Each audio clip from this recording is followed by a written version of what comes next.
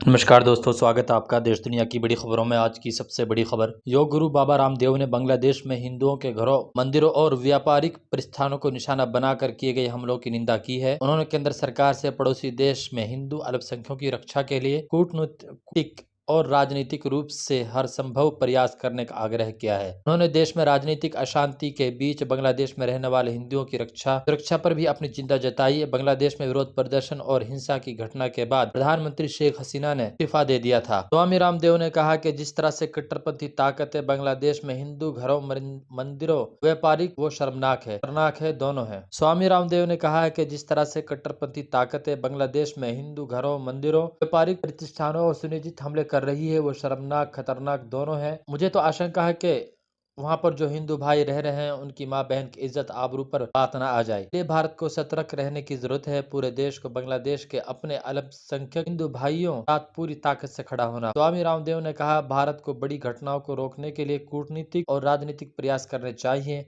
अगर जरूरी हुआ तो बांग्लादेश में हिंदुओं की रक्षा के लिए हस्तक्षेप भी करना चाहिए। स्वामी रामदेव ने कहा कि हमने बांग्लादेश बनाने में मदद की। अगर हम बांग्लादेश बना सकते हैं तो हमें वहां रहने वाले हिंदुओं की रक्षा करने में अपनी ताकत दिखानी चाहिए। उन्होंने ये भी आरोप लगाया कि भारत में कुछ लोग जाति, धर्म, आरक्षण के मुद्दों की आड़ में देश के भीतर इसी तरह की अशांति भड़काने की कोशिश कर रहे हैं। उन्होंने कहा कि ये दुर्भाग्यपूर्ण है कि कुछ राजनेता, धार्मिक चरमपंथी और कुछ यूट्यूबर जाति, धर्म, आरक्षण और संविधान के नाम पर भारत में इसी तरह की अशांति पैदा करने की कोशिश कर रहे हैं। इस तरह की एकता और अखंडता को खतरा है।